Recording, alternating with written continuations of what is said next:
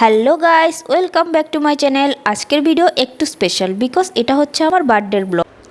যদিও আবার বার্থডে আসার সময় হয়ে গেছে, আসলে আমি ভুলেই গেছি যে বার্থডের ব্লগটা পোস্ট করা হয়নি।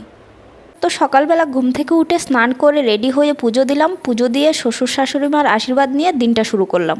ততক্ষণে ভাই এসে গিয়েছে পায়েস নিয়ে। মা পায়েস বানিয়ে পাঠিয়েছিল, আর এক মা খাইয়ে দিল। পায়েসটা খুব গরম ছিল, খেতেই পারছিলাম না, তাই একটু খেয়ে রেখে দিয়েছি, পরে খাবো।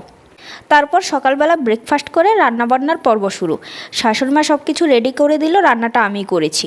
আমি রান্না করলাম নিরামিষ সবজি, গুঁড়ো মাছ আর চিকেন।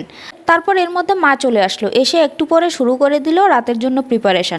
মা আর পাশের আন্টি মিলে রান্না করছিল, আর আমার শাশুড়িমা এদিক ওদিক ছোটাছুটি করছিল, এটা ওটা জিনিস বের করে দিচ্ছিল। তো সবাই মিলে খুব তোড়ঝোড় প্রিপারেশান নিচ্ছিল রাতের জন্য।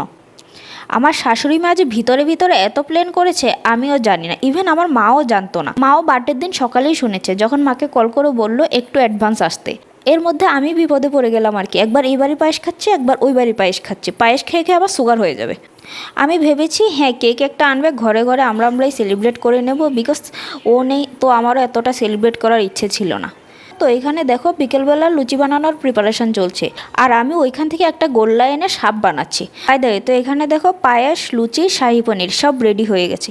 আজকের প্রোগ্রামটা পিওর ভেজ রাখা হয়েছে, আর রান্নাটাও ঠাকুর ঘরেই করা হয়েছে, আশা করি তোমরা দেখেছো, বিকজ কয়েকজনের একাদশী ছিল তাই।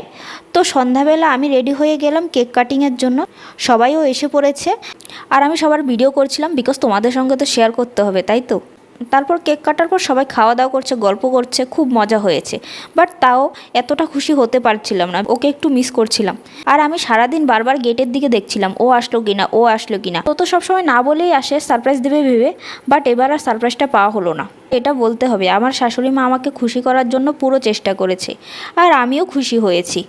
অনেক ভাগ্য করে এমন শ্বশুর শাশুড়ি মা পাওয়া যায় বলো। ছেলে নেই, তাও বৌমার বার্থডে সেলিব্রেট করছে। সত্যি আমার শ্বশুর শাশুড়ি মা আমাকে অনেক ভালোবাসে, এটা অস্বীকার করলে চলবে না। তাও একটু খারাপ লাগছিল, কিন্তু কিছু করার নেই। তো আজকের জন্য এটুকু, আবার দেখা হচ্ছে আরেকটা নিউ ব্লগে। বাই।